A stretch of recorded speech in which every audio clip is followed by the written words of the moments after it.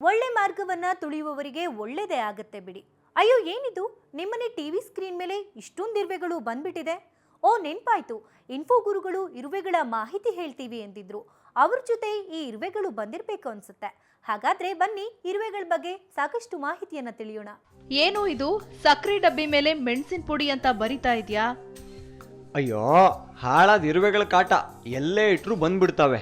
ಸಕ್ಕರೆ ಡಬ್ಬಿ ತುಂಬಾ ಇರುವೆದೆ ಸಾಮ್ರಾಜ್ಯ. ಅಯ್ಯೋ, ಅವೇನ್ ಸ್ಕೂಲ್ಗೆ ಹೋಗಿ ಓದಿರ್ತಾವ ನೀನ್ ಬರ್ದಿರೋದನ್ನ ಓದೋದಕ್ಕೆ? ನಿಂಗ್ ಗೊತ್ತಾ, ಇರುವೆಗಳಿಗೆ ಅಸಾಮಾನ್ಯ ವಾಸನೆ ಗ್ರಹಣ ಶಕ್ತಿ ಇರುತ್ತೆ. ಸುಮಾರು 100ರಿಂದ 150 ಮೀಟರ್ ದೂರದಲ್ಲಿ ಆಹಾರ ಇದ್ರೂ ಹುಡುಕಿಕೊಂಡು ಬರ್ತವೆ. ಇಷ್ಟು ಚಿಕ್ಕ ಜೀವಿ ಹಿಂಗೆಲ್ಲ ಇರುತ್ತಾ? ಅದು ಚಿಕ್ಕದಾಗೇನೆ ಇರುತ್ತೆ, ಆದ್ರೆ ಅವುಗಳ ಬಗ್ಗೆ ನಿನಗ್ ಗೊತ್ತಾದ್ರೆ ಬೆಚ್ಚಿ ಬೀಳ್ತೀಯ. ಭೂಮಿ ಮೇಲೆ ಎಷ್ಟು ಇರುವೆಗಳಿದಾವೆ ಗೊತ್ತಾ? ಅವೆಲ್ಲವುಗಳ ತೂಕ ಭೂಮಿ ಮೇಲೆ ವಾಸ ಮಾಡೋ ಎಲ್ಲಾ ಮನುಷ್ಯರ ತೂಕಕ್ಕೆ ಸಮ ಅಂತೆ. ಅಬ್ಬಾ, ಅಷ್ಟೊಂದು ಇರುವೆ ಇದ್ದಾವ? ಇದನ್ನ ನಂಬೋಕೆ ಕಷ್ಟವಾಗ್ತಿದೆ. ನಂಬಿದ್ರೆ ನಂಬು, ಬಿಟ್ರೆ ಬಿಡು. ಆದ್ರೂ ಇದು ನಿಜ. ಭೂಮಿ ಮೇಲಿರೋ ಇರುವೆಗಳನ್ನ ಒಬ್ಬೊಬ್ಬ ಮನುಷ್ಯನಿಗೆ ಸಮನಾಗಿ ಹಂಚಿದ್ರೆ 1 ಮಿಲಿಯನ್ ಇರುವೆಗಳಿಗೂ ಅಧಿಕವಾಗಿ ಸಿಗ್ತಾವಂತೆ. ಹಾಗೆ ಇರುವೆಗಳು ಅಸಾಮಾನ್ಯ ಶಕ್ತಿಯನ್ನ ಹೊಂದಿರ್ತವೆ. ತಲೆ ಕೆಳಗಾಗಿ ಕೂಡ ಓಡಾಡಬಲ್ಲವು. ಅಷ್ಟೇ ಅಲ್ಲ, ಅವುಗಳ ತೂಕಕ್ಕಿಂತ 100 ಪಟ್ಟು ಹೆಚ್ಚು ತೂಕನ ನಿರಾಯಾಸವಾಗಿ ಹೊತ್ಕೊಂಡು ಹೋಗಬಲ್ಲವು.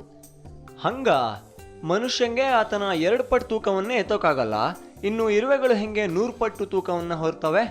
ಅವುಗಳು ಆರ್ಕಾಲನ್ನ ಹೊಂದಿರೋದಕ್ಕೆ ತೂಕ ಜಾಸ್ತಿ ಆದ್ರೂ ತಮ್ಮ ಸಮತೋಲನವನ್ನ ಕಾಪಾಡಿಕೊಳ್ಳಬಲ್ಲವು. ಅರ್ಜೆಂಟೀನಾದಲ್ಲಿ ಒಂದು ಇರುವೆಗಳ ಗೂಡಿದೆ. ಸಂಶೋಧಕರು ಅದರ ಆಳ ಅಗಲ ಹೇಗಿದೆ ಅಂತ ಅಧ್ಯಯನ ಮಾಡಿ ನೋಡಿದಾಗ ತಿಳಿತು, ಭೂಮಿಯೊಳಗೆ 1000 ಕಿಲೋಮೀಟರ್ನಷ್ಟು ವಿಶಾಲವಾಗಿದೆ ಅಂತ. ನಿಜನಾ? ಅನ್ಬಿಲಿವೇಬಲ್. ಎಸ್, ಅದು ಜಗತ್ತಿನ ಅತಿದೊಡ್ಡ ಇರುವೆಗಳ ಕಾಲೋನಿ ಅಂತ ಹೆಸರನ್ನ ಪಡೆದುಕೊಂಡಿದೆ. ಕೀಟಗಳ ಸಾಮ್ರಾಜ್ಯದಲ್ಲಿ ಅತಿ ಹೆಚ್ಚು ವರ್ಷ ಬದುಕೋ ಕೀಟ ಎಂದರೆ ಇರುವೆ. ಅಮೆರಿಕದ ಇದಾಹೋ ಅನ್ನುವಲ್ಲಿ ಒಂದು ಇರುವೆನ ಸಂರಕ್ಷಿಸಿ ಇಡ್ಲಾಗಿತ್ತು. ಅದು ರಾಣಿ ಇರುವೆ. ಆ ಇರುವೆ 30 ವರ್ಷಗಳ ಕಾಲ ಬದುಕಿತ್ತಂತೆ, ಗೊತ್ತಾ? ಅಮೇಜಿಂಗ್ ಕಣೆ. ಆದ್ರೆ ಅವುಗಳು 6 ಕಾಲಿದ್ರು ತುಂಬಾ ನಿಧಾನವಾಗಿ ನಡೆಯುತ್ತೆ ಅಲ್ವಾ? ಇರುವೆಗಳಲ್ಲಿ ಕೂಡ ಸ್ಪೀಡ್ ಆಗಿ ನಡೆಯೋ ಸಾಕಷ್ಟು ವಿಧಗಳಿವೆ. ನಿಂಗ್ ಗೊತ್ತಾ, ಎಲ್ಲಾ ಕೆಲಸವನ್ನ ಮಾಡೋದು ಮತ್ತೆ ಗುಂಪಿನ ನಾಯಕತ್ವ ವಹಿಸೋದು ಹೆಣ್ಣು ಇರುವೆಗಳು. ಗಂಡಿರುವೆಗಳು ಕೆಲಸ ಮಾಡದೆ ಅವುಗಳು ಸಂಗ್ರಹಿಸಿದ ಆಹಾರನ ತಿಂತಾವಂತೆ. ಹಾಗೆ ಗಂಡಿರುವೆಗಳಿಗೆ ಕೆಲ ಸಮಯದ ನಂತರ ರೆಕ್ಕೆ ಬಂದು ಹಾರ್ ಹೋಗ್ತಾವಂತೆ. ಅಂತೂ ಇರುವೆಗಳಲ್ಲೂ ಗಂಡಸರು ಸೋಂಬೇರಿ ಅನ್ನೋ. ಸಾಕಷ್ಟು ವಿಧಗಳು ಅಂದ್ಯಲ್ಲ, ಸುಮಾರು ಎಷ್ಟು ವಿಧಗಳಿವೆ? ಇಲ್ಲಿವರೆಗೆ ಸಂಶೋಧಕರು ಸುಮಾರು 12,000 ವಿಧಗಳನ್ನ ಪತ್ತೆ ಹಚ್ಚಿದ್ದಾರೆ. ಇನ್ನೂ ಜಾಸ್ತಿ ಸಿಗೋ ಸಾಧ್ಯತೆಗಳಿದೆಯಂತೆ. ಅಬ್ಬಾ, ಮತ್ತೇನೆಲ್ಲ ಇದೆ ಇರುವೆಗಳ ಸಾಹಸ? ಅವುಗಳಿಗೆ ಮಳೆಗಾಲ ಅಂದ್ರೆ ಜೀವಕ್ಕೆ ಆಪತ್ಕಾಲ ಬಂದಂಗೆ. ಆಹಾರನ ಹುಡುಕೋದು ಕಷ್ಟ ಅಂತೆ. ಹೀಗಾಗಿ ಅವುಗಳು ಬೇಸಿಗೆಯಲ್ಲಿ ಆಹಾರಗಳನ್ನ ಸಂಗ್ರಹಿಸಿ ತಮ್ಮ ಗೂಡೊಳಗೆ ಇಟ್ಕೊಳ್ತವೆ. ಮಳೆಗಾಲದಲ್ಲಿ ಬೆಚ್ಚಗೆ ಗೂಡೊಳಗಿರ್ತವೆ. ಕೆಲಸದ ವಿಚಾರದಲ್ಲಿ ಇರುವೆಗಳು ತುಂಬಾನೇ ಶ್ರಮಜೀವಿಗಳು. ಕಾಳು, ಬೇಳೆ, ಸತ್ತು ಪ್ರಾಣಿ, ಪಕ್ಷಿ ಅಂತ ಎಲ್ಲವನ್ನು ತಿಂತಾವೆ ತಾನೆ?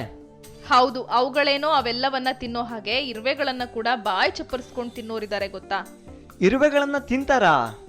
ಎಸ್, ಕೆರಿಬಿಯನ್ ಮಂದಿಗೆ ಕೆಂಪಿರುವೆ ಅಂದ್ರೆ ತುಂಬಾನೇ ಇಷ್ಟ ಅಂತೆ.